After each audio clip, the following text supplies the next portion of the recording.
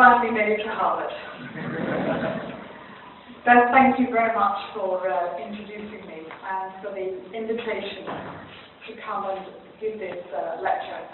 I should begin by saying that the most interesting part for me is always the Q&A. And I will preface everything I say by inviting you to really take seriously that part of our conversation.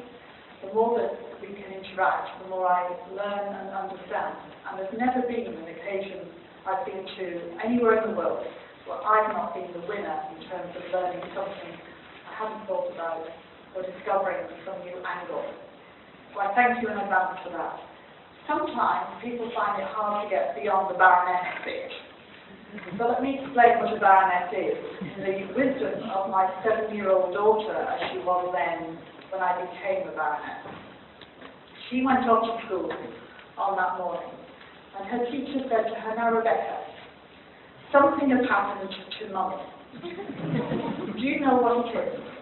And Rebecca, age 7, said, "Yes, Miss Ruth, Mummy's become a baroness."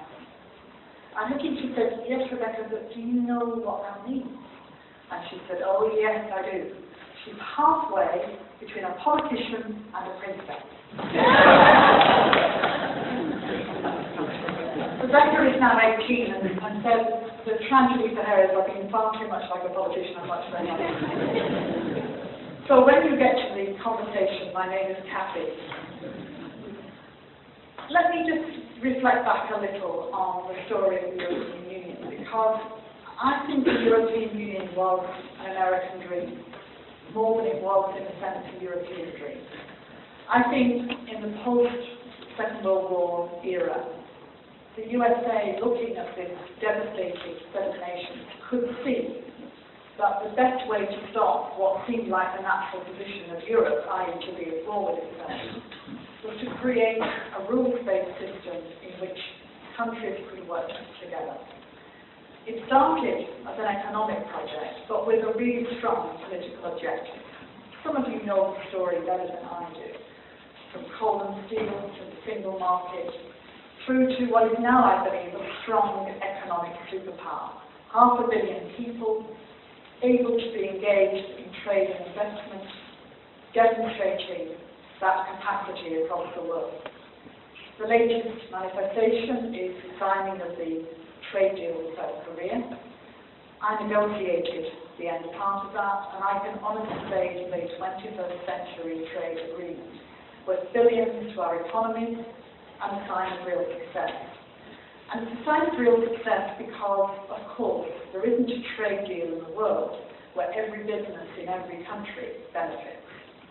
And that means for 27 governments to take the plunge and agree to a deal when not all their businesses will benefit, and even their businesses might feel it's detrimental, is a huge step. They don't get an easy ride for signing up to it, and yet they did, because they saw the power and the potential, not only of what this deal could do, but it opens the door for the deals that are being currently constructed, for example, with India and with Canada. And of course, for Europe, one of the biggest challenges has been the euro. 16 of the 27 countries currently have the euro. Estonia will become the 17th in January of next year. A currency tested in the fire of the economic crisis, particularly with what has happened in Greece. But today, I'm pleased to say, as I've been shopping in Abercrombie and Fitch all week for my daughter, the euro is pretty strong against the dollar. But it's had its moments, as you've seen, and I know that for many of you this is an area of great interest. But having the potential shaped in this economic fire is not to be underestimated. We also saw, of course, that Europe grew. It got to 12, then it went to 15, then a huge leap to 25 countries. And that reflects what I call the small miracle of bringing the Central and Eastern European countries in. And then, of course, the last two countries to come in, Romania and Bulgaria. And I want to just reflect for a second on that small miracle.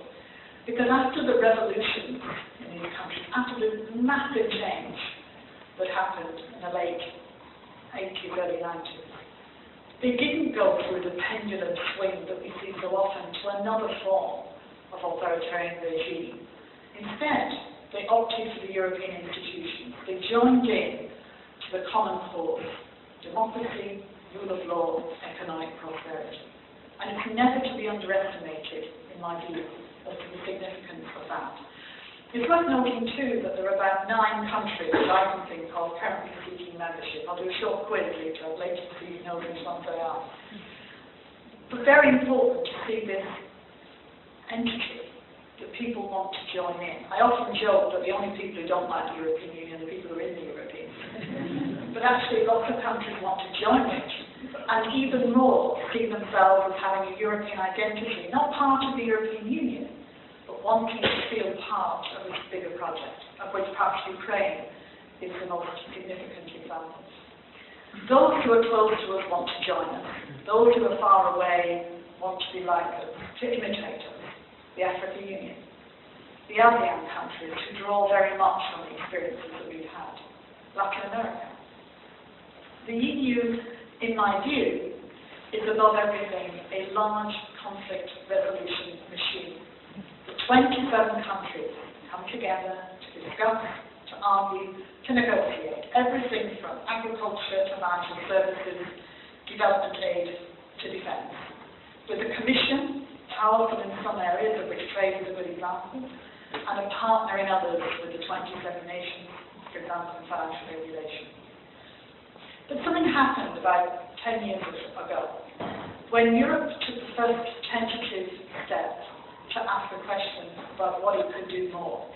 Whether there was more to be gained by greater coherence and collaboration on foreign policy, whether this giant conflict resolution machine had something distinct to offer the rest of the world, whether 27 voices with one message, backed up by support from member states, the institutions, could seriously make a difference. I've been giving this example all day, but consider this. When Prime Minister Putin was president of Russia, he met, because of our rotating presidency every 6 months, 16 different presidents of Europe, beginning with the Portuguese and ending with the Portuguese, because there were 15 countries at that time. Different priorities. Of course, new energy brought in by each one, but not, therefore, a strategic approach. Decisions taken in that relationship, and it's true of many other relationships across the world, partly driven by a domestic agenda, because if you were the president of the council, you were still also the prime minister or president of your country. Not able, in my view, to make strategic links into the future. So by way of a constitution that failed a referendum in 2 countries, to a treaty that took a long, difficult journey to become finally ratified by all 27, to make a difference. But why does it matter? I say the future of Europe depends on the security and sustainability that we're able to create in the rest of the world. The problems that we face are global. Easy to say, but a very strong reality.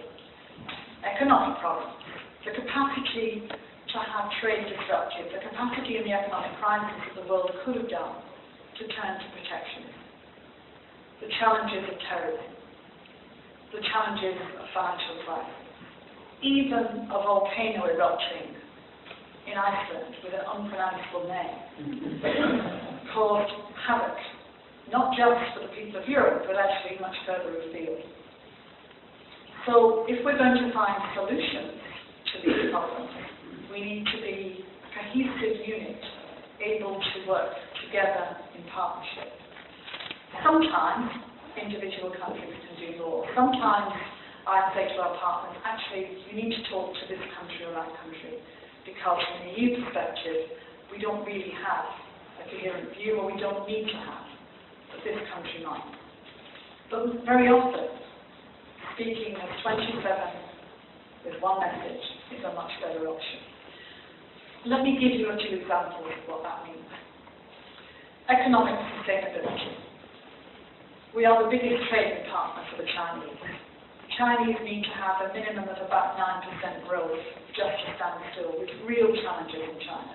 A growing middle class with real aspirations for their children to see them getting into jobs, adding to genuine poverty. I recently spent time in the south of China, visiting a province which is the poorest in China, and I saw real poverty.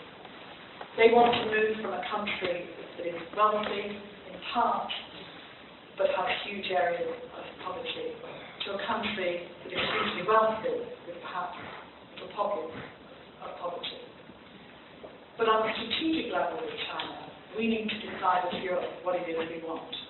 What are the things that we genuinely believe our partnership with China could give us? Because the Chinese know what they want. They can give me the list of the issues that concern them most in their relationship with Europe.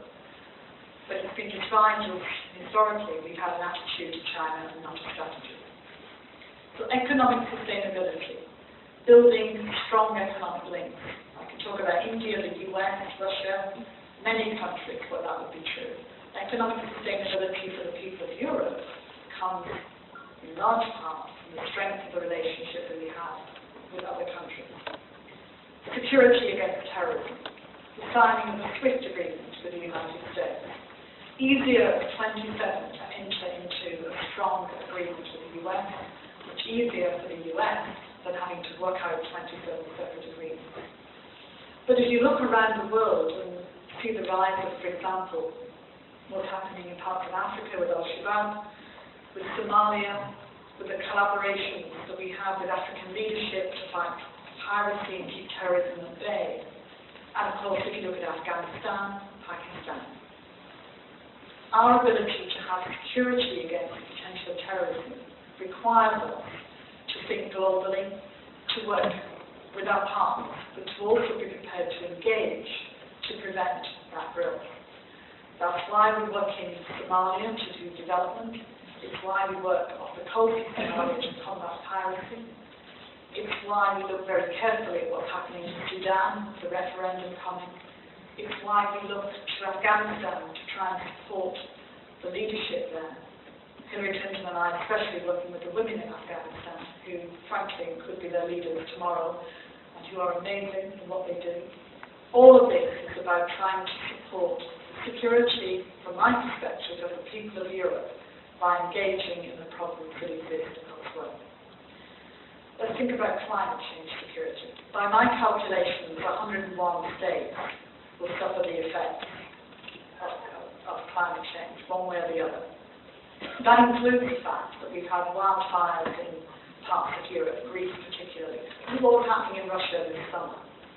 Think about what happened in Pakistan with the floods.